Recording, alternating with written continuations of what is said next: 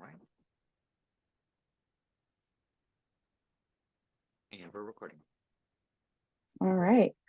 Hello, everyone, and welcome. Today, we'll be talking about personal statements.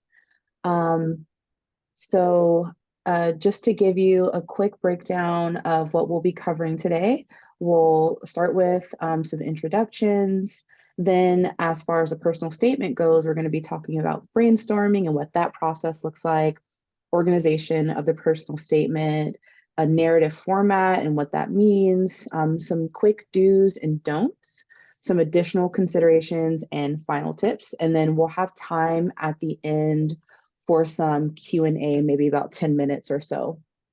So feel free to put questions in the chat if you have them. We'll be keeping an eye on that, as well as if we are not able to answer it during the presentation, we may shelf it until the end at Q&A, so we're able to answer it then. All right, some quick intros. My name is Jade. I am the Associate Director for Pre-Med, Pre-Health Professions here at the UCSD Career Center. So just a little bit about me. I've been here for about a year and a half. I got my master's in counseling with a specialization in higher ed. I've been working in higher ed for about 6 years now. And before that, I got my neuroscience bachelor's degree from UC Riverside. I was pre-pharm when I was in undergrad, and then I kind of switched paths to go into counseling in higher ed. So here I am. I understand you guys's, struggle sometimes when it comes to applying to med school or just other healthcare professions. I know it can be a lot, but we're definitely here to help and encourage you and give you as much information as possible. And then real quick, I'm Ron Reyes, the other pre-health advisor and associate director who helps with HealthBeat. Just a little background of myself. I finished my master's in human behavior, and before that, I was a UC alum from Santa Cruz. I've been in higher ed now probably over 16 years. A lot of it was actually in admissions. Before my role here at the Career Center, I also worked in healthcare education, in particular with post-baccalaureate programs and prerequisite course content. So I'm very happy to be kind of a helpful and supportive advisor here to kind of help walk through a lot of the information that you guys need in order to be successful. All right. So HealthBeat is basically our central hub for you guys for pre-health, pre-med. It basically consists of Ron and myself. We are your two advisors. It's between us two, there's about 10,000 or so pre-health students, give or take. So just be kind and be patient with us when it comes to appointments. But this is why we hold workshops like this, so we can reach as many of you as possible to, give the information that's needed. So we have a QR code. This is our website. Before you meet with us, it's great to check out our website because a lot of the information that we have, we put on there, right? And so you want to get yourself up to speed with the basics first before meeting with us so that we can maximize our time together in our one-on-one appointments. So I'll give you just a minute to scan that QR code or just make a note of the website.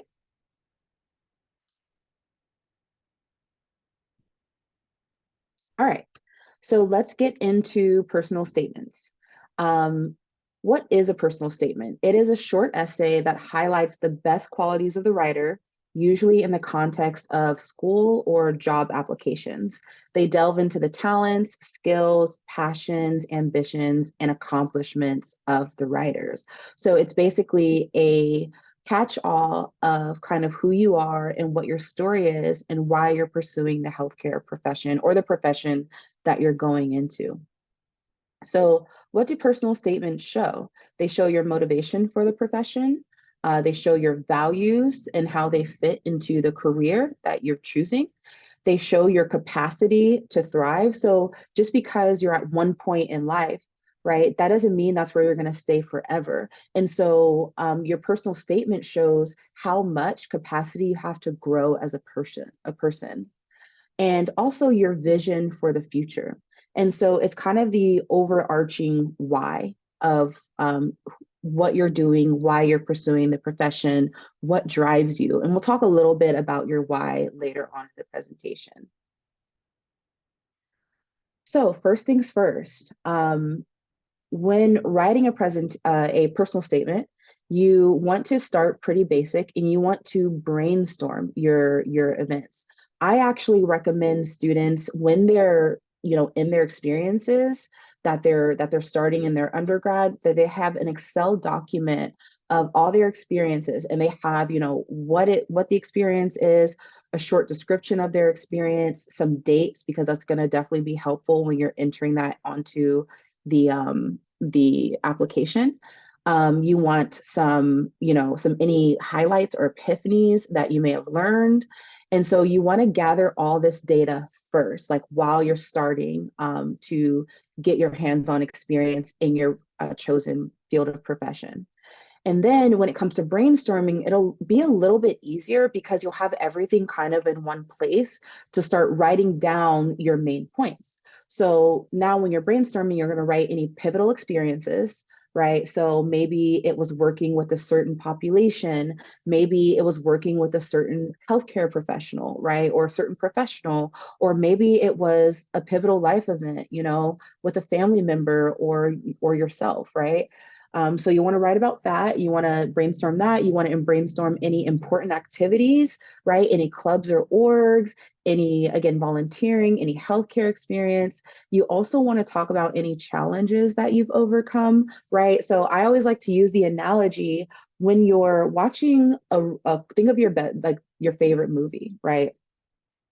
There's character development. When you're watching that movie, it's really nice to see where someone started and how they overcame challenges and where they're at the end of the movie. If it was just kind of a straight line, right, all the way through and the character never developed, it's not really interesting read, honestly. And so you want to talk about not only challenges, but how you overcame those challenges. You want to talk about any impactful mentors in your field or even outside of the field that's a mentor, because honestly, mentors are the ones who have been through it and they pour into you. And oftentimes it's a really pivotal relationship. And last but not least, you want to talk about core values. Maybe it's equity, maybe it's, reaching out to certain populations, maybe it's affordable healthcare, right? Maybe it's um, holistic health, right? I'm just kind of giving you some examples, but you need to think of your own core values when you're brainstorming. And so hopefully, you guys are taking notes or thinking about some of these things now as you're beginning to work on your personal statements, because the next cycle for med school, I know, and some of the other healthcare professions are coming up or have already started, right? Pharmacy, for example. And so definitely be taking notes and thinking about how you're going to be writing your personal statement. All right. So after you brainstorm, you want to organize your thoughts. And I really like the steps that we're going through because for me, I'm a nonlinear thinker. So I kind of have to take everything and like condense it down. And so we brainstorm, we have a lot of kind of different topics, right? So now you're going to start organizing and summarizing your thoughts into short paragraphs. You might not use everything. Someone like me, I write a lot and then I'll kind of trim the fat a little bit or trim the edges, right? You want to consider very important moments and see what pieces work together. This is kind of optional. I mean, for organizing your thoughts, you definitely can organize chronologically or by time. By the time you get to your narrative format, which we will talk about, it does not need to be chronologically, but this is just organization skills, right? It can be easier to chronologically organize, and you may find that different pieces fit together better in a narrative format, right? But this is just organization. So from there, you want to think about how you're transforming these experiences into, paragraphs and sentences. So there's 4 different things you want to do. You want to describe your path to healthcare as you're writing your paragraphs and your experiences. You want to discuss why you pursued the experience. You want to detail how you felt during the experience, and you want to define what you accomplished and learned. right? So, as we talked about, right? So you're brainstorming and you have kind of everything, and then you go into organizing, you're summarizing in short paragraphs, and you're organizing chronologically, seeing what pieces work together. And then as you're going back to review your paragraphs, you're going to make sure that you have these four different aspects in each of your experiences, because sometimes you can describe and discuss, but not give enough details, right? Or you can describe, discuss in detail, but you don't give any results or what you accomplished or learned in that describing, right? So you want all four categories to make it a nice, robust, and well-rounded essay. I'll pause here and ask Ron if there's anything you wanted to add. I usually like to remind everybody it also doesn't have to be everything in an equal amount of describe, discuss, detail, and define. It's make sure you have at least an element of each of these things in an experience, but some experiences require you to have a little bit more detail so that you can better define what you learned. And some other experiences, maybe it's an intro experience. So you're going to talk a little bit more about the motivations of why you're pursuing it. But no matter what, at least having a little bit of each of these components can help ensure that as people read this, they get a full picture of what is this experience providing and how does this help them understand who you are. Definitely. And remember, if you have any questions, feel free to put them in the chat or save for Q&A at the end. Okay, so now that we've talked about brainstorming, organizing your thoughts, and kind of transforming your experiences, it's time to start putting the pieces together. So you want to organize your narrative structure, select the most impactful moments. Then you want to start to organize the different sections, think about what are your key elements, and then see if the pieces fit together. And so just to kind of recap, you're brainstorming, and then you are organizing your thoughts, right? So what does that look like? You're summarizing, maybe using short paragraphs, organizing chronologically, and then you're kind of editing those paragraphs to describe, discuss, detail, and define. And then you're starting to now organize the narrative structure. I know some people have different ways of going about writing essays, and I know essays are really a hard topic for some people, but we're trying to give you the steps to capture as much as you can in an essay while making it an impactful, talking about your vision and your why, and including all the important elements, right? And so at this point, you may have a structure or an essay that's a lot, right? You might have a lot more words, you may have to trim some things. And so that's when you start to think about what are my key elements. And then this is where you can start maybe reorganizing things, right? Maybe your experience, as a child with your grandma in the hospital more so matches your experience your junior year, right? So chronologically, it doesn't make sense to separate those experiences, and you want to put them together and show how those two key things connect, right? And so, like I said, I'm very visual. And so I need to get everything out on a page and write everything. And then I can start connecting the dots later. And that's kind of what we're advising you guys to do. And then making sure you have your key elements and your why. So just for going to, and again, we'll talk about the why in a moment and why that's so important. So when you're going from, paragraphs to narrative, right? You want an intro, a body with 2 or 3 paragraphs in the body and a conclusion, and you consider how each part of that connects. So that is a very basic structure, guys, okay? You don't absolutely need to stick to 2 or 3 body paragraphs. This is just a way for you to get started, to have organization, to have all your elements, right? And then to see what it looks like in a narrative format with all your pieces connecting, whether chronologically or not, it should make sense, right? And then at this point, once you've organized your paragraph and considered your connecting parts, you can maybe have more of a body paragraph, right? But one thing or a couple things you definitely need for sure are some sort of introduction that orients the reader. Some people start off with like a story. It was the summer of 2008 and I was blank, blank, blank, right? So that actually can be a good way to catch a reader's attention. I've seen it done that way, right? It doesn't need to be like your typical English essay. Remember, you can put a little bit of sparkle on this, make it fun to read, right? A little razzle dazzle, and move on from there. I also definitely believe you need some sort of conclusion that ties everything to the beginning.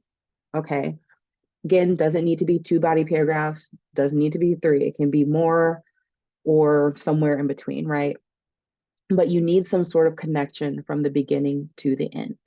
If you talk about your grandma in the hospital bed in 2008 and maybe what that meant to you, you need to end with how maybe you're going to continue that vision in the future, right? There needs to be some sort of connection and not floating pieces. When I read personal statements or essays, I make sure that, hey, there's something that's floating that you mentioned, and it's not, I don't feel like it's resolved, right? When you watch a movie and at the end, I don't know if you've ever been left with a cliffhanger and it's just not a fun experience. Don't do that with your essays, okay?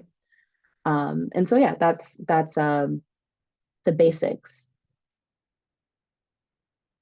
So just a little bit more details of when you're constructing your paragraphs. We like to say show, don't tell, okay? So just to give you some examples, telling is I use my communication skills, empathy, and compassion to work with patients, right? That's telling. Showing is during my time at XYZ hospital, I brought patients extra blankets and I remembered what they care about the most. It made all the difference in the care that I brought them. So you're showing how you use your communication, your empathy, and your compassion, right? So there's a difference when you're writing, just make sure because it is very easy to tell and not show. I see that a lot with essays. Another example, I saw many patients and their families from different backgrounds, right? It kind of gives you a general idea, but a better example would be giving some quantitative numbers in there, working with over 100 families over 2 years within the Hispanic community consisting with common challenges of healthcare access, right? You're kind of talking about the different backgrounds and you're presenting how you've worked with these people or these patients or these families, right? So when you're writing, just make sure you're showing where you need to and not just telling. Ron, did you have anything else to add? I find the easiest way to think about it is you don't like going back to the narrative of this is a kind of the story of who you are. You don't say the hero is brave. You say you tell why they're brave, right? They were able to conquer their fears by doing X, Y, and Z and get to the end of get to the end of the story. So it's really about recognizing when you either aren't able to provide the context and so you provide context, or recognizing I don't have to say this is a skill. Why don't I just talk about the situation in which it's used?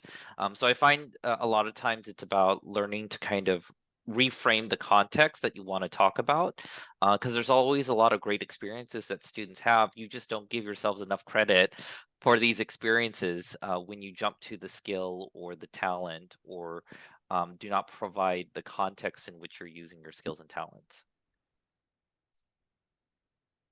Thanks, Ron. So finding your narrative or your why. So I'm trying to figure out how to say this. When I read essays, sometimes I see a lot of different elements, right? A lot of different great experiences, um, great elements, but I can't really understand their purpose or their why for pursuing this profession. And so this is, in my one-on-ones with students, I always talk about like what are you trying to get across about who you are? and what your vision is for healthcare. I know you want to help people, right? Everyone who goes into healthcare, not everyone, but many people, if not most, want to help people. How do you want to help people? Why do you want to help people? What are the results of helping people, right? Um, so when writing a narrative essay, one might think of it as telling a story. These essays are often anecdotal, experiential, and personal, allowing students to express themselves in creative and quite often moving ways. I mean, when I read personal statements, I want to like, my I want my heart to be touched. I want to like cry. Doesn't mean I'm going to cry every time. Doesn't mean everyone's going to cry.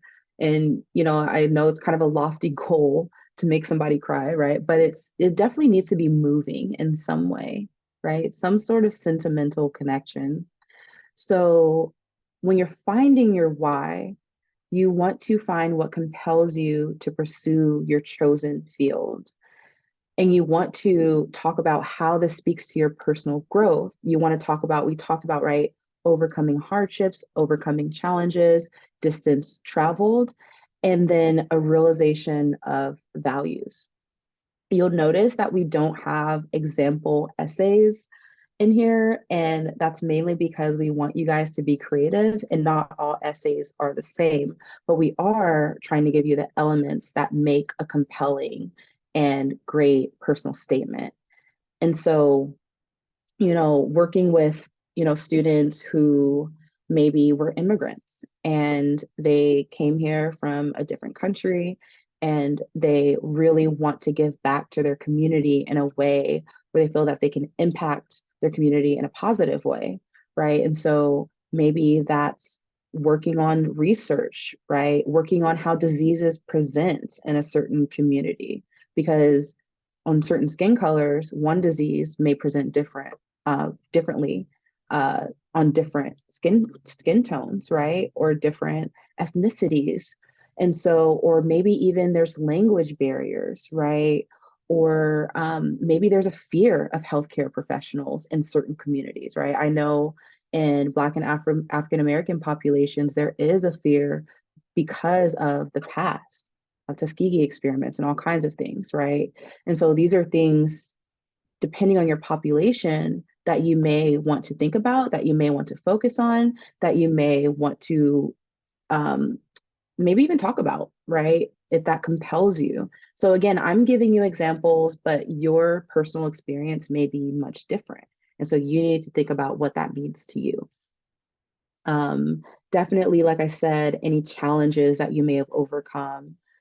So maybe, I always like to say, like, try and end on a high note. It's not bad to talk about challenges. I think it's great, especially even personal statements, interviews, honestly, anything, when you talk about how you grew and how that transformed you into who you are today. That makes for a really moving personal statement.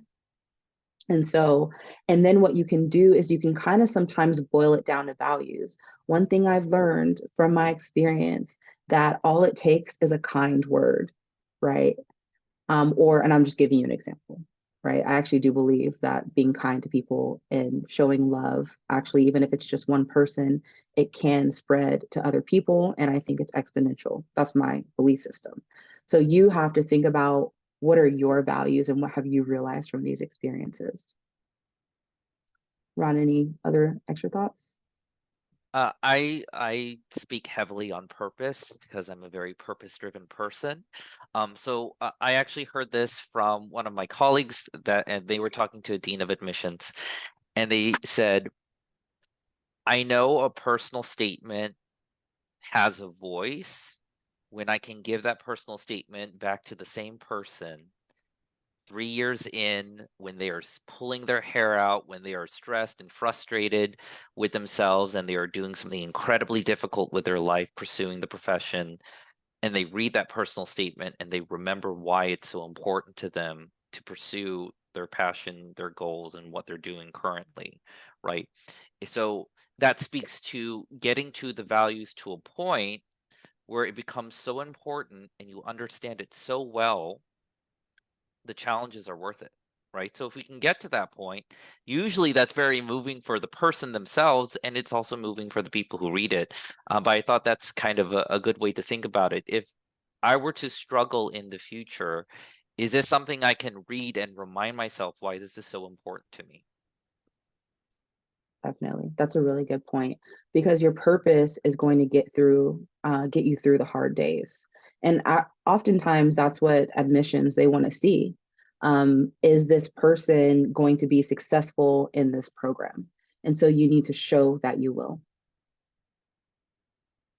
So some example qualities, or that you can show, right, with the distance traveled or your character development are leadership, compassion, empathy, cultural competence. That's a big one because you're going to be working with different people from all different types of backgrounds. And can you be competent and understand kind of niche details of a certain culture or different cultures? Or can you at least have a clean slate to learn and be non-judgmental, right?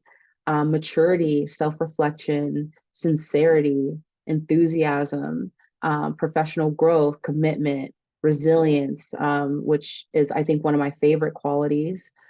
Because life can get hard, right? It be what it be. It is what it is. That's what I say to myself sometimes when things get hard. It is what it is, right? But I think persistence and resiliency says a lot because you kind of just get to the next level. You keep pushing through. Curiosity, wanting to learn, like growth mindset, so important in this life as well. Not staying stuck where you are, but how have you been curious and how have you grown? Interpersonal skills, and there's so many more. Does anyone? I'll let you guys unmute. Does anyone have any other qualities that are not on here that that we may have missed? I would say like generosity, I guess, because especially being a STEM major, the amount of time that it takes to succeed in these classes, I feel like generosity is something that I value in people I meet. Absolutely. And there's a saying, when you give, it's you actually get a lot because when you give, there's something, I guess, inside that almost feels better that you made somebody happy or you sacrificed for someone, right? And that is a core value system for some people. Thanks for sharing, Chloe. Anyone else? Humility. Yes, definitely. I think that in certain healthcare professions, right, Prajeet, there can be a God complex, Yeah. right? And so I've worked this hard, I make this much money, I'm where I got to where I got because of my hard work. But having humility, no matter what, makes you more approachable as a person. So I really like that. Thanks for sharing. Anyone else? Attention to details. Yes, I didn't see who said that. Let's see. I'm like looking through my screen. Shin Yu, maybe? Yes, Yes. attention to detail is a big one too, right? Especially in the healthcare profession, you're going to be needing to read charts and make sure that there aren't competing drugs or anything that you need to be aware of. So I think working in the healthcare profession or getting some sort of hands-on experience as well will help you in that realm and learn, what attention to detail looks like. If that's something that is your strength, you definitely want to hone in on that strength and talk about how you use that in different contexts or areas for sure. So think about who you are, think about your values, and think about any experiences where you can kind of bolster those values, right? Maybe it's like we said, equity. Maybe you want to work with certain disadvantaged communities. Maybe like it's attention to details. Maybe you need to work in a lab or work in a healthcare field where there is a lot of attention to detail, which most of them are, right? Um, so yeah, I think these are really good examples. Again, bolstering, knowing where you're strong and really bolstering that. And any blind spots, when you're meeting with us one-on-one, we oftentimes tell you, okay, like you want leadership, you want service, you want healthcare experience, you want research if interested, right? You want certain areas so you can meet the competencies for your profession, but also grow as a well-rounded individual. And this gives you chances to highlight your values and highlight your skills that you can grow stronger on, but also the things that you're weaker in, you can grow on those as well. And talk about the distance travel. Nothing is really bad, right? A hard situation can be spun and made to be something triumphant, right? A good situation means that you're good at something and you've grown in that and you're even better than when you started. And so this is how you want to think when you're writing your personal statement. So let's get into some do's and don'ts. Some do's, you want to focus on the key aspects of your journey, establish your identity. You want to write in first person. I don't think I've ever seen a third person essay, Ron. I don't know if you have. I would imagine that a third person essay could be entertaining or cool, depending on how good of a writer you are. But we're trying to give you basics and rules of thumb. Usually you need to write in first person in your essay. Ron, I don't know if you had any other thoughts on that. I've seen people try and anecdotally make the beginning intro a literal story where they describe themselves in third person. It sounds cute, but it doesn't always work. So that part of it is just being mindful of, the tense and how you're focusing. This is a reflective kind of essay, right? So first person is appropriate. Yeah. Be truthful and accurate about your experiences, because if you do get an interview, right, it's going to be very clear if you were fabricating or not, right? You do want to get feedback. I think this is a big one. And some people get a little confused. How many people? I would say, once you have maybe a second draft, right? You've gone through your first draft, you've kind of put some bells and whistles on it, and now it's like, all right, let's see what people think of this. It can be very helpful. I've I've seen people get a little bit confused if they get too much conflicting feedback. So you want to be strategic in who you choose. Maybe it's a position that you shadow. Maybe it's, a mentor, right? Maybe it's Ron or myself. I actually love reading personal statements. It's something that's very fun for me. I like writing, I like narratives. And so you could definitely make an appointment with one of us and we can look over it for you. Because what people do is they're going to catch like holes in your story, right? And so usually if two people, maybe three people read it, you may actually find commonalities of what people are seeing in your essays. And so it will make it easier in those cases to say, okay, like obviously something is not getting over very well with the people that are reading this. So how can I change this, right? And then also people will have different opinions. So then at that point, you need to use your own discretion to see, okay, what are you trying to get across? What do you really value? Because opinions are going to be like, people are going to have opinions, right? So sometimes you may need to take certain things with a grain of salt. But for the most part, usually feedback is really helpful when you get two or three people. Revise, edit, spell check, grammar check, use Grammarly if you need to. Do not use Chat GPT because it will look like you use Chat GPT, and it's just not a good look. Anything else, Ron? On the revise, edit, spell check, grammar, and getting feedback. One thing I like to think about when getting feedback is be intentional with what you want to get out of the feedback. So, for Mm, example, I can have somebody I know professionally, but who doesn't know me personally. So if they're reading it, maybe I'm going to ask, because you're not as familiar with me, just reading this first time around, tell me very briefly after going through all of it, what are the things you got out of it, right? Just so I know somebody who isn't familiar with me, what do they initially pick up? Versus somebody who might know me a little better, I'll say, I want your honest opinion, go through this. Does this sound like me? Right.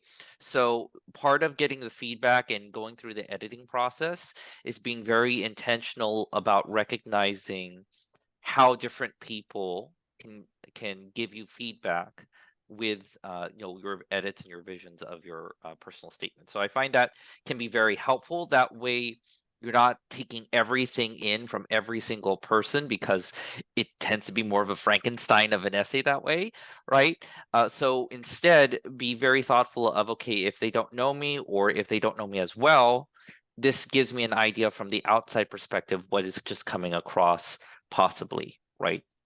So those are just ways to think about how you work through feedback, and as you edit and revise, how to utilize that feedback in ways to kind of edit or think differently about what you write. Definitely. All right, some essay don'ts. Please do not restate resume or application information. Remember, this is supposed to delve a little bit deeper into your story, your why, your narrative. This gives you a chance to really shine and show your personality, right? And so restating resume or application information, like they've already saw it, they already seen it on your application. There's no reason to restate it. Try not to use cliches, anecdotes, or joke. It should have more of a reverence tone for your story. Um, and I mean, this is the rule. We're giving you rules. There's always exceptions to the rules, right? But we're just trying to give you a launching point, a place to start. Don't show prejudice to people, groups, or it's okay to have values. It's okay to have your own ideas. But once it gets into showing prejudice for certain groups, especially groups that you'll likely be working with, it's not going to come across well. Um, don't overcomplicate your language, state things plainly. I know some of you may be really eloquent writers, and that's totally fine. But when you go and give it to the people to review it, if they're really having a hard time understanding what you're trying to say, then it may just be overcomplicated. And last but not least, don't plagiarize. I mean, that kind of goes without saying. So for some statement lengths, we just wanted to give you an example. We have MD and DO. It's about 5,300 characters, including spaces. For Texas schools, because they're their own country, they have 5,000 characters, including spaces. PharmD is 4,500. Veterinary medicine is 3,000. Dental is 4,500. And physician assistant is 5,000 characters. So when you're writing, again, like when you're brainstorming and you're kind of getting your narrative together, it's okay. Don't try and stay within the character limit when you're brainstorming and you're writing, kind of like you're putting your paragraphs together. When you get to the character limit, I guess, section of your writing journey, that's when you can start saying, where can I narrow things down? Where can I be a little bit more straightforward? But you don't have to like type your first draft at 5,000 characters. It can go over a little bit, and then you can see how you can narrow it down, because you can say the same thing with less words oftentimes, is what I found when it comes to essays. So it looks like a lot, but actually when you start to write an essay and you're trying to explain who you are, it's not a lot of characters. Anything to add, Ron? A couple things. So for for anyone who's possibly interested in veterinary, I'm sorry, it's 3,000 characters. I've read quite a few veterinary essays where we ran out of space, and so it becomes a game of what are the most essential things I want them to know, and make that the central focus, and then everything else has to get as tight as possible when we work with that. And even for some of the pharmacy applicants, I feel the same thing happens. So we just have to work with it, and it happens a lot. So don't feel bad if your initial drafts are way over. Trust me, I can be very expressive if I want with my writing, and I know I have to edit things down. So I get it. I value that. Anything that gets edited out, save it for later. That might be for your secondaries. That could be used for something else. Don't feel bad that you did a lot and had to cut it out, because anything that you cut out could theoretically go elsewhere down the road. You could still use it. It's just to get to where we need to for the application, we have these limits. So I like to put that out there because sometimes it can be really frustrating, especially if you have, like, say, 6 really awesome experiences you're only going to pick 2 or 3 because you ran out of room. Those are going to go elsewhere. So don't feel bad about that, but I like to put that out there. Definitely. So we're coming to an end here. Some additional considerations or explanations, what experiences compel you to pursue your profession, which we kind of talked about. Does this demonstrate distance traveled when you're thinking about your essay? Again, like we talk about character development when we're talking about distance traveled. So how far have you come from, say, that time in 2008 to now, right? So really kind of think about what that means to you. And it doesn't have to, I'm just giving you an arbitrary, number, but it could be from freshman year to now, or whenever your story started to now, right? Do you need to address gaps in your education? That oftentimes, right, is something that happens. People need to take time off school, maybe for their family, maybe for mental health, maybe just to take care of something else, take care of business. And so this actually is a good time to address any gaps, maybe even any challenges in your academics, right? If there are any that you want to address. Remember, it needs to kind of fit into the whole narrative structure. So you don't just want to throw that in there, but it could be something to touch on within your narrative structure. Does this speak to resilience or grit? So are you the type of person that gives up when faced with challenges, or do you push through and, grow from that really difficult or tough experience, right? You're still here. So I'm assuming that you've pushed through difficult experiences, especially being an undergrad student here at UCSD. So the final tips are personal statements are a process. You may have many different drafts, and that's okay. You want to definitely, I think this is the biggest thing, is finding your why and reflecting on what you value about your future profession. And make that very clear. It should be very clear in your personal statement why you're pursuing what you're pursuing. And yeah, so when someone reads it, it's like they're going to remember you as that person who, maybe flew to Tijuana, to work with populations there, or you were the one who learned very young that you were always meant to be a physician, right? Or learned very young that you were always meant to work with patients in a dentist capacity, right? And not saying that you need to know your passion from a young age. I'm just giving examples. You could maybe have literally not known that you wanted to do anything related to healthcare up until like last year, right? But you still have a story to tell, and that's totally fine.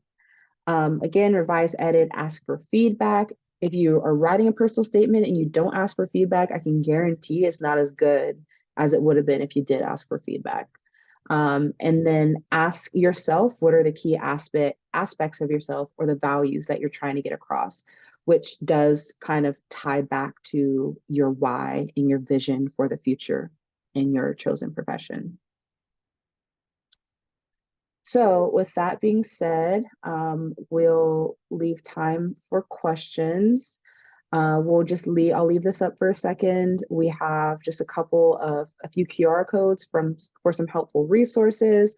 We have our website that we shared. We have our Facebook. Please follow our Instagram and Facebook. It's the same handle. A lot of our opportunities and events, all of them, we posted on Facebook. If you need to email us, you can email our inbox at healthbeat@ucsd.edu. And yeah, so we just had our last career fair this fall. We have another one coming up in the winter that's also on Handshake under fairs, under the fairs tab. So definitely take a look at that. Yeah, so we'll open the floor to you guys.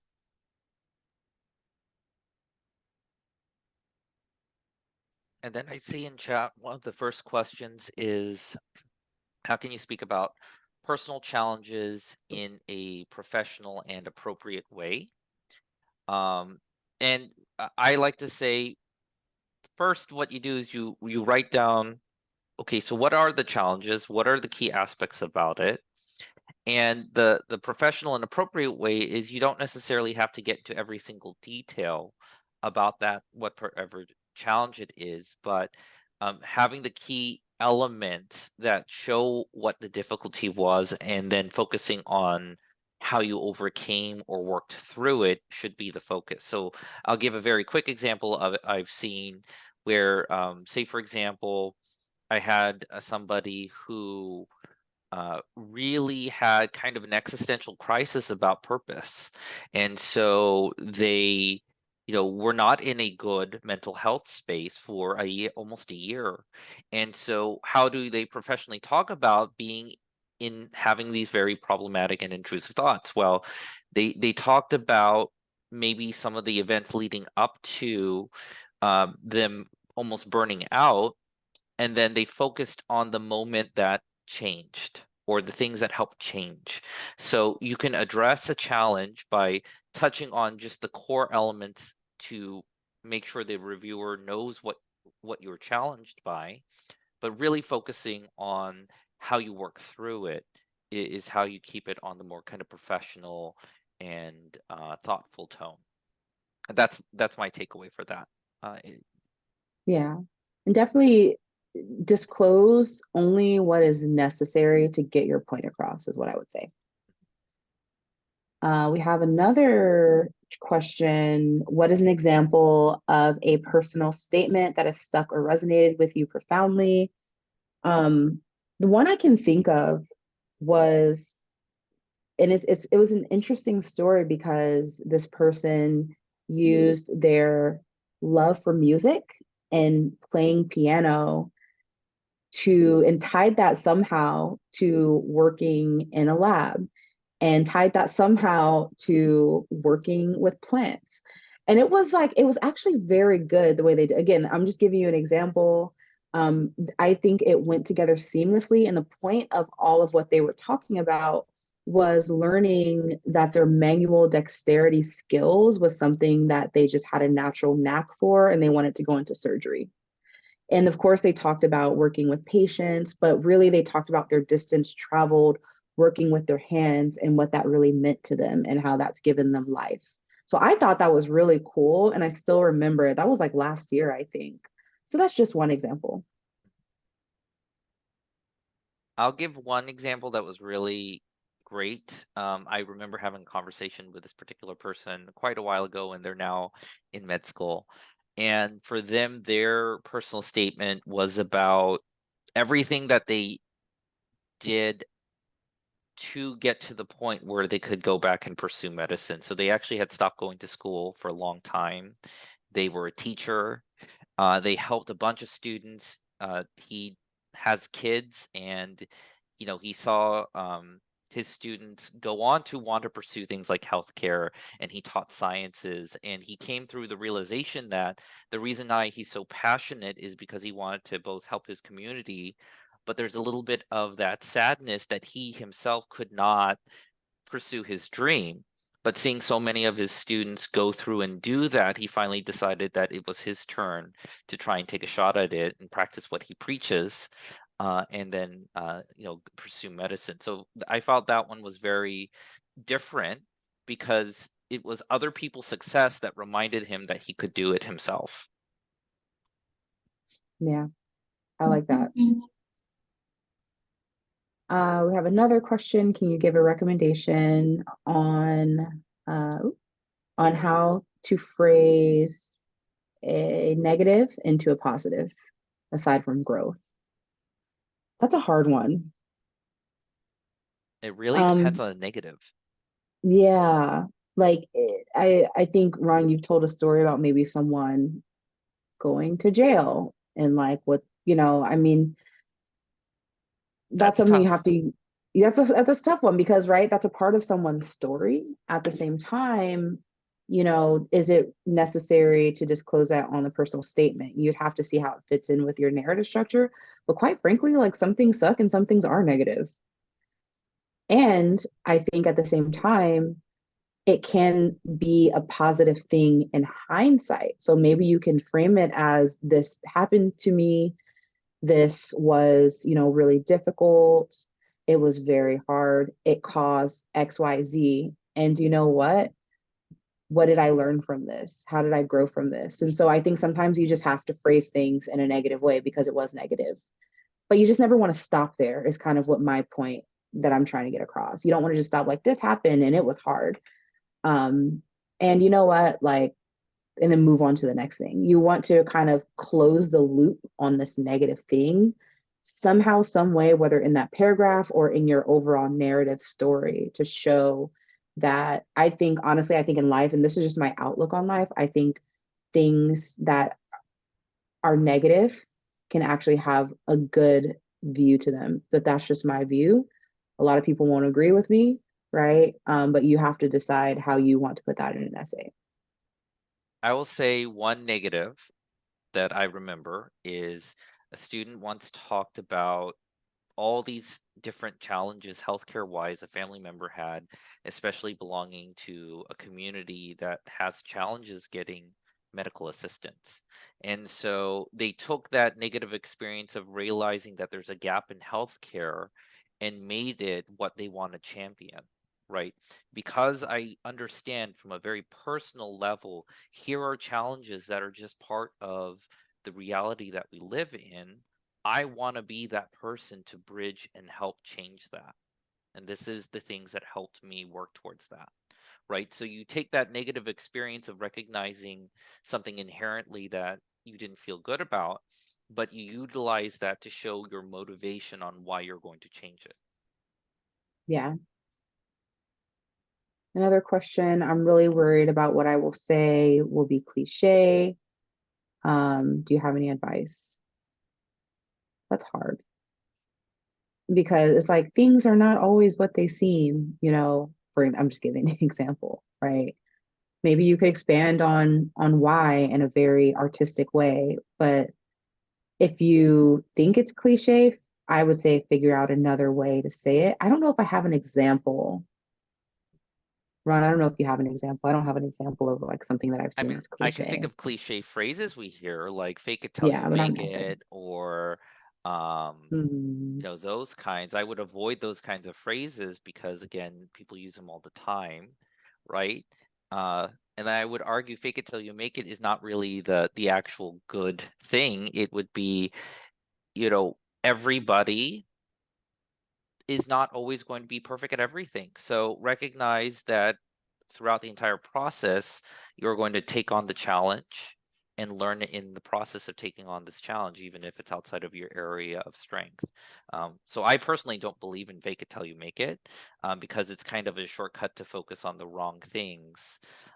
So depends on the cliche, right? So it depends on the whatever we're talking about, but that's also something that it doesn't hurt to talk to a family member, a mentor, a friend about, okay, this is what I think, and even just check if other people think the same thing or not. A lot of times they might say, actually, have you tried this? Love it. What would talking about mental health struggles work against you? Absolutely not if you talk about it in the way that we have described. I think a lot of people struggle with mental health in our current society, especially going to undergrad, especially pre-health, pre-med students. Um, it's hard, right? I think, again, this can show character development, distance traveled. I think I would leave it to your discretion, but definitely when people read it, we would want to, like, I would, for me, if I read it, I would want to make sure that, again, it fits into the larger narrative of describing how you've made it to where you are now versus just describing a mental health issue and not building on that somehow in character or an outcome, right? So I think it's totally fine to talk about it though. It can also show maturity if you're able to acknowledge and show progress, right? It takes a certain level of maturity to say, these are the challenges that are very real that I face, but here is the effort that I put in to make sure that I can get through it, and that I can help others get through it, right? So, again, it's about what you do with the challenge that is more important than just talking about it. Just a quick question. If we're applying to MD PhD programs, would you recommend like talking about like the PhD part of the degree, like and your experiences with that like completely separately, or just kind of talk about it together in the main essay? You'll get a separate essay that's just on the PhD portion. So for a lot of students, they can mention it, but you'll have like a whole 10,000 characters on their own just for the PhD portion more often than not. So you don't have to feel obligated to include that. You can put hints of it, but for the PhD portion of it, typically on those applications, you'll get a lot of room to specifically talk about the PhD interest and reasoning. Yeah. I guess as a follow-up to that, like how would you advise the like bridging the two then if there'd be like separate essays? Qualities and traits, curiosity, being passionate about education as part of what you do, right? Everybody's way to get there is going to be a little different. So I always say we go back to the values, we go back to the core principles and elements of who you are, and then you build out from there to see how they're connected. Thank you. Of course. Is the novelty of the experiences you describe a factor in how it is perceived? I think Ron, you were talking about Well, I mean, novelty is novelty. relative. Because I've had students say, well, what, I'm trying to figure out what is something either unique or something to set me apart. And I usually tell everybody the experience itself is not necessarily unique. Your view and what you communicate about it and the lens at which you experience life is the part that's actually unique. So novelty comes from being able to talk from your voice and your lens rather than the title or the event that we're talking about more often than not. Because we're all human. There's only so much we can do with ourselves, right, in this life. So it's really about understanding from the lens that gives novelty and uniqueness. All right, we're coming up on time. We have time for maybe one more question. Can I ask a quick question? Mm-hmm. How many months do you think we should like use to write a personal essay, a personal statement? That's a good question. I have an answer. I think Ron, you might have one too. But I think first of all, I talked about in the beginning, gathering all the experiences way ahead of time while you're doing them. And then from there, you'll want to work on when you start working on your brainstorm and writing your essay, I would say give yourself, say applications are due in June, I would say start writing in January, right? That's like 5 or 6 months. And then you're not rushing through it.